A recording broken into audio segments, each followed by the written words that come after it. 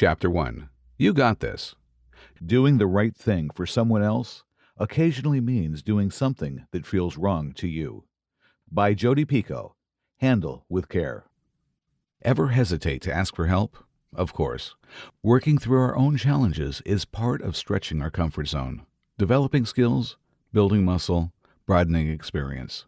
Sometimes this question results in failure. We acquiesce to our limitations and seek help. It's usually not a big deal. Have you noticed that these situations tend more often to work out when the challenge involves things rather than people? What about when those people are loved ones, and when those loved ones are in their own denial or oblivious to their degeneration as they age? How does that alter the dynamics of and expectations within your relationship? The story of Janet and Tom will delve into these changes. In a situation where the responsible and available adult lives close to both her parents and her in-laws. Marcy's story will add the complication of her living far away from her parents. Dad, the first domino to fall. Bzz, bzz.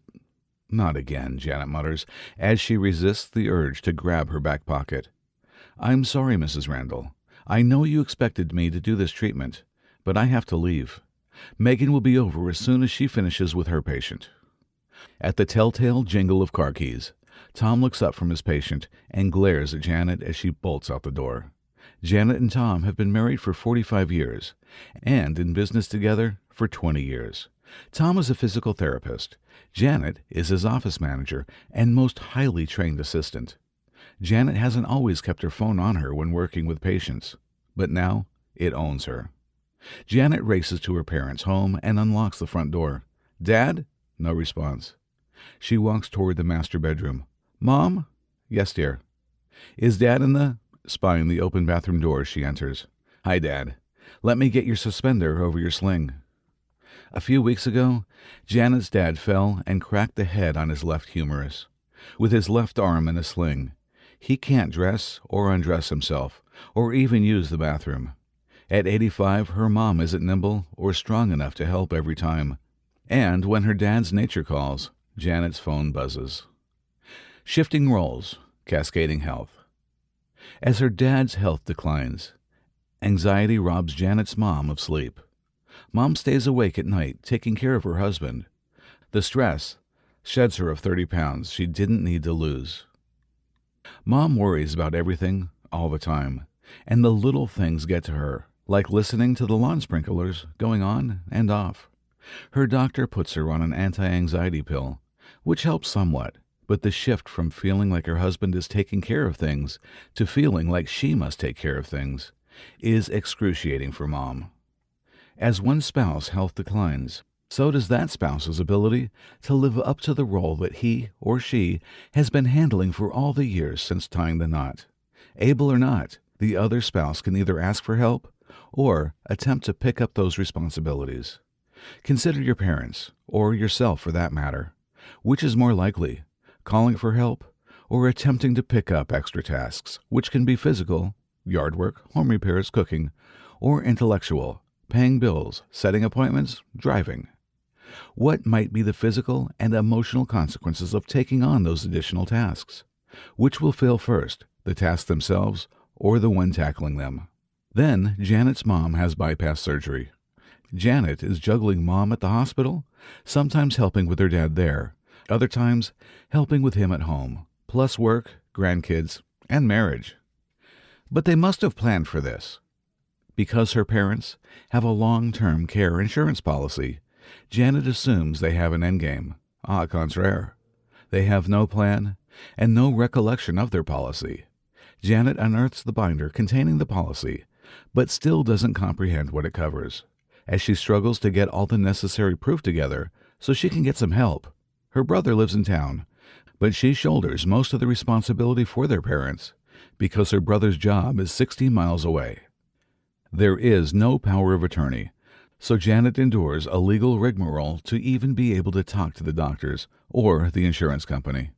At this point, her mom's health is declining. She never does fully recover from heart surgery. Frankly, Mom becomes just as stubborn as Dad in refusing help, especially in the bathroom.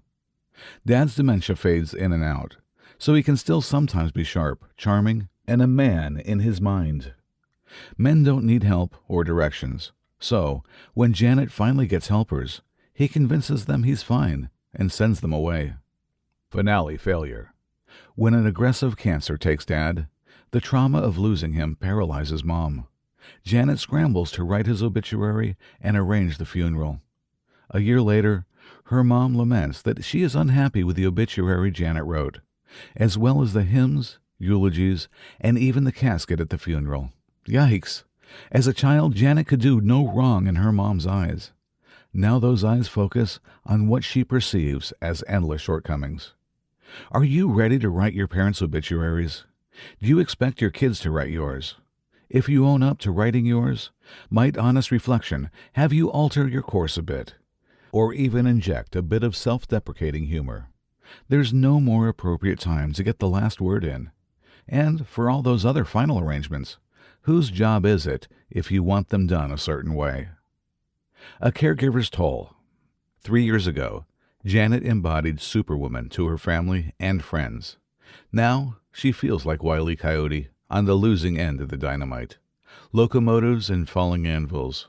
As much as Tom's been a trooper, guilt plagues Janet because she and Tom couldn't ramp up their business to raise its value when they sold it. Exhaustion forced them to sell it earlier than planned at a subpar value. They couldn't take the vacations they had wanted. They lost time, energy, and more money than they wanted to think about. Years later, Janet's still wrestling with their own emotional trauma to regain their vigor, which doesn't seem to recover as fast as it used to. Remember playing hot potato? You had no control over when the hot potato came your way. However, you had full control over when you tossed it next, even if you had to decide instantly. Or you could have held it, in which case you lost the game. Your choice.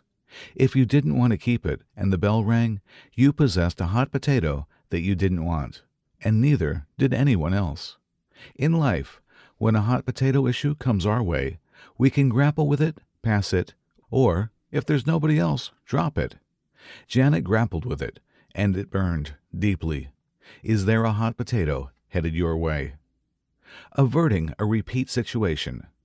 With Janet's dad gone and her mom finally getting the care she needs, largely from others, Janet and Tom are facing a repeat situation with Tom's parents, Lance and Shirley, who are in denial about their sunset. They're in their early 80s, still healthy and lucid, despite being irrational about planning. Janet has lost her patience.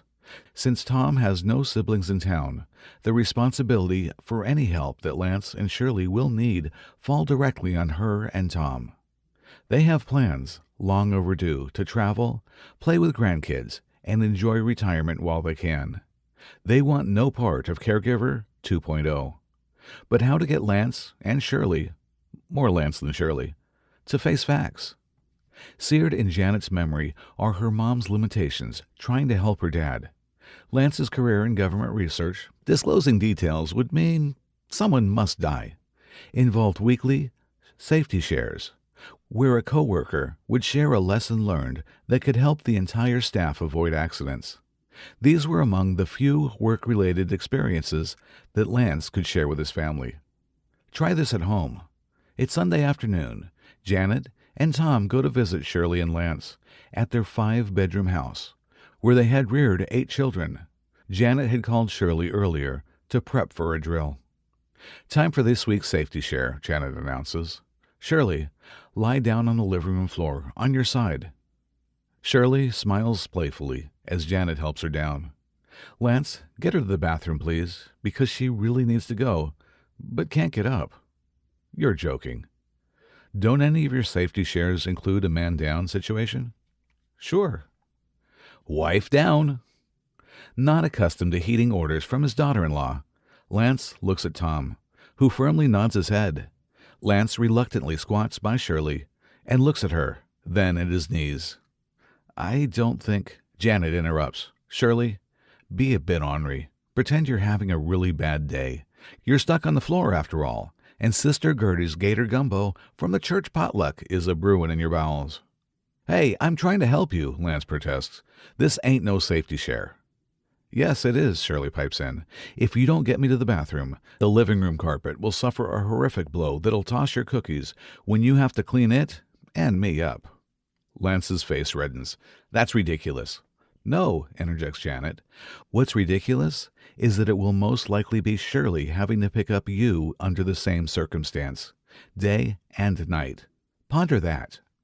Lance, now sitting with legs stretched out, looks at his son as if to say, Did you know we'd be playing this little game? Tom nodded slightly, wincing. Too close to comfort, too distant for help. What if that's you on the floor? Do you want your kids to be your caregivers at that level? Only a few generations ago, it was common for multiple generations to live under one roof. There was built-in household help and a sense of duty to elders. Besides, few people were living much beyond their 60s. Now, those age 85 plus make up the fastest-growing age group in the USA. Meanwhile, adult children are not only fewer, but farther away. As much as social media helps us stay in touch, it doesn't help us touch. All the emojis and memes in the world couldn't overcome gravity's pull on my body. What about yours? Revelation of a good person. During the setup call with Janet, Shirley was a bit unsure, but now the charade clicks with her. I may have vowed to love you for better or worse, but love only demands the possible, not the impossible. What are we doing now so neither of us have to do this later? So, can we just stay in love? And don't even give me a smarty pants Thelma and Louise answer. Keeping wedding vows does not mean having to martyr oneself. You can be a good person, true to your commitments, even if you're not doing the heavy lifting. In fact, you can be more like yourself when others are doing what you can't do safely. I have outweighed my wife by 110 pounds for the last 40 years. There was never a time that she could have lifted me off the ground. What kind of man would I be to expect her to be able to do it when we're in our 80s? Moving on down. Fortunately for Janet and Tom, the safety share charade awakens Lance and Shirley to their looming challenges. Waiting much longer, they might have simply dug in their heels of denial. Tom's parents also live in town, as did Janet's parents, so they witness the stress Janet's parents caused. Janet and Tom lead open and calm, yet honest conversations with Lance and Shirley. They build on that awareness of physical frailty to raise the topics of care planning, including downsizing Lance and Shirley's home to one more accommodating to them and to eventual hired caregivers. Janet and Tom have treated a lot of stroke victims. They saw repeatedly that when people become more physically and emotionally frail, their familiar things become more important to them. For this reason, when downsizing or moving into a facility, it's important to bring familiar furniture, accessories, and decorations. Just fewer than at home. Wouldn't you like to decide right now what will trigger you to downsize or even move to a retirement community? Yes, your perspective will change with age. At the same time, you know for sure that the worst decision is the crisis decision made while lacking the faculties to handle tough choices. Err on the side of deciding sooner than later. Those who do tend to feel relief and satisfaction. Relief that the move is manageable, and satisfaction that their kids don't have to take charge under duress. Janet and Tom drew the caregiving short straw by living close to their parents. What if nobody lives near the ailing parents? Who takes on the caregiving role then? This is the challenge at the root of the next story. Long-distance affair. Ed is about to head home for dinner, early for once, when his phone rings. Torn between the urge to get home and his commitment to his clients, he answers it. Hi, my name is Marcy. My parents live in Billings and I live in Phoenix. I need help and don't know where to begin. Ed's company in Billings, Montana, provides caregivers who go into clients' home to help with everyday living. Since his services are not delivered in a dedicated facility, he's often the first person people call when they have parents who need help. Between sniffles, Marcy explains that she is flying up next week because her mom, Susan, 78, seems to be losing her balance. Marcy is looking for help to keep her mom home with her dad, Walt, 81. Marcy and her siblings are frantic. Susan has ended up back in the hospital for the third time within the month with injuries from repeated falling. Susan and Walt want to die in their home. Other than that, they have no endgame. Retirement was simply going to be hunky-dory. Susan wasn't going to develop Alzheimer's, now in its early stages, and Walt wasn't going to have heart issues, and all the other things that go along with that. Since Marcy lives alone, semi-retired, while her siblings have families or a business to run, she draws the short straw. So here she is, dealing with it, and at her wit's end. Directions and discovery. Ed patiently lines out for Marcy what she'll need to do when she arrives. She'll need to be in town for 10 days or so. That is, assuming Susan has valid powers of attorney assigned to someone who is capable. Marcy's not sure if Walt still is. If not, then Marcy's stay will be indefinite. She'll have to find out one step at a time. Ed calls his wife. "Sorry, I'm late again. How about I pick us up Chick-fil-A on the way home?" The following week, Marcy flies into Billings and goes straight to the rehab facility to see her mom. Because of her repeated injuries, Susan will need close to the Medicare maximum allowed duration of therapy. Right now, she's pretty medicated. She recognizes Marcy, but can't answer Marcy's questions about important papers. Marcy heads to her parents' house. Please, Dad, I need you to know what's going on." Marcy mumbles as she waits for her Uber ride. She rings the bell and immediately knocks 5 times. It's unlocked. Opening the door, "Dad, it's me, Marcy." Walt is sitting in his usual recliner, peering out the window. Hugging him, "Dad, why didn't you get the door?" "Who was that man who dropped you off? Did you get married and not tell us?" "Dad, that was the taxi driver. He brought me from Mom's rehab center. Does your car work okay? I'm going to need it while I'm here." "Sure. I drove it to see Susan yesterday, I think. What's today? Tuesday?" On one hand, we want to give our parents space. On the other hand, at least one level-headed adult in the family needs to know what's going on. How do you know, with confidence, that your parents are completely self-sufficient? Downward spiral. "Are you taking your heart meds, Dad? Where are they?" Looking around. "Dad, this place is a mess." "Good thing you came, then." "Dad, I didn't fly 2,000 miles to be your maid." Circumspect, under her breath. Or did I? Their house is nothing like the clean, inviting home it was last year. Unopened mail litters the dining room table. Dirty dishes line the counter and fill the sink. If you can drive, you can take out the trash, Dad, and wash dishes. Are you leaving everything for Mom? That's not being much of a husband, is it? Ignoring Marcy's comments, he asks, "How is Mom?" "I talked to her this morning. She said not to bother visiting her today." "That sounds like Mom. So you didn't go anyway?" "Yes, I did." "But you said you went yesterday." "Maybe it was." "Dad, do you and Mom have a will? You know, papers that you had a lawyer draw up for you and Mom." "We don't have enough money to need a will." "It's not about the money, Dad. It would include what they call powers of attorney, where you can decide things for Mom, and she can decide things for you. Where is it? The papers are usually in a binder. Maybe you put it in a safe deposit box." "I said we don't need that. Mom's fine. I'm fine. My heart bothers me now and again, though. I could use a drink of water, honey." Opening the refrigerator door, a pungent wave floods her nose before she can shut it. Leaning over the kitchen sink, trying not to gasp the fouled kitchen air, Marcy composes herself. Maybe he did get a will, but forgot about it. She thinks to herself, rifling through their desk, file boxes, and wherever it looks like something important might be hiding. Nothing. Reality sinks in.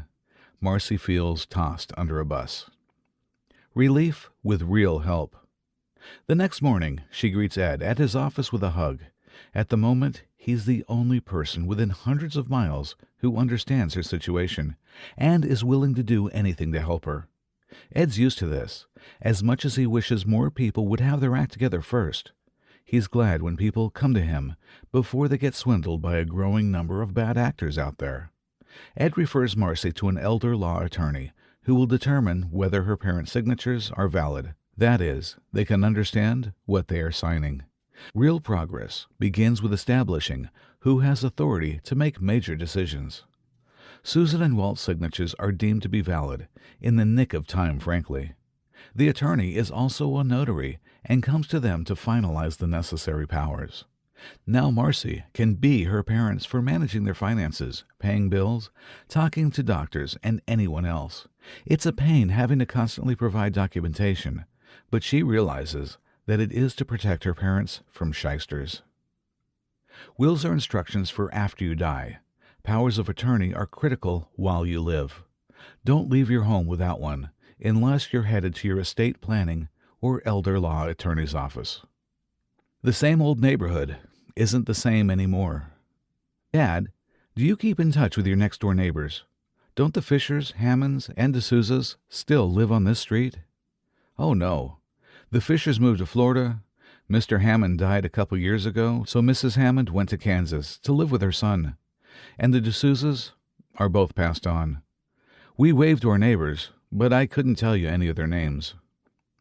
Marcy fires a brief email update on her phone to her siblings.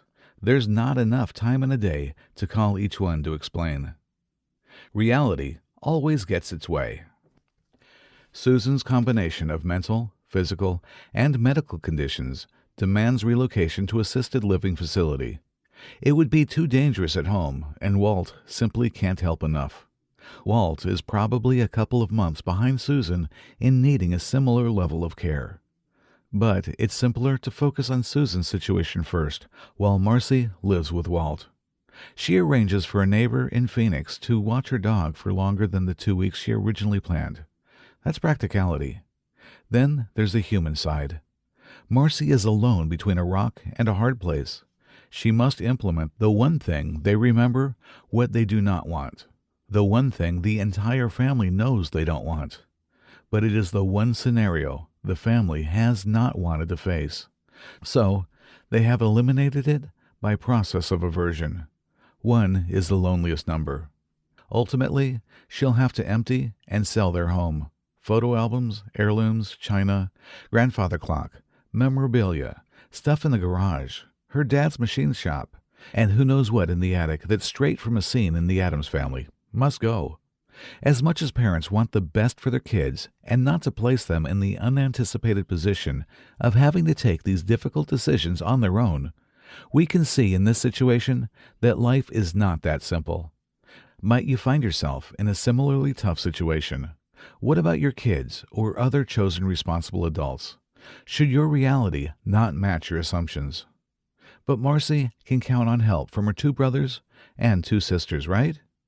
Now that she's updated them on the urgency of their parents' situation, they'll be grateful for her efforts and gladly pitch in. Isn't that what family does? Reflection. Is it possible you could live a long life, as in beyond age 85? A, yes. B, no.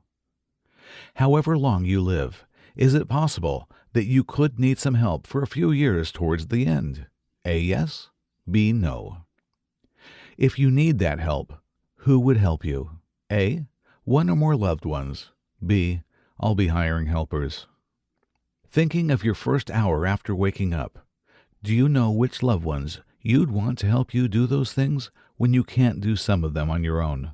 A, no. B, unsure. C, yes. D, I don't want any loved ones helping me with those things. If your loved ones will be helping you, how might that affect their lives? Check off those aspects that you think matter. Their daily routines, their ability to advance their careers, their emotions, their finances, their health, their time and energy to pursue their own goals. If you hire helpers, which of your income sources would cover that extra expense for your care? Have you already decided whether you want to live out your days at home or move somewhere else? A, yes. Stay where I live now.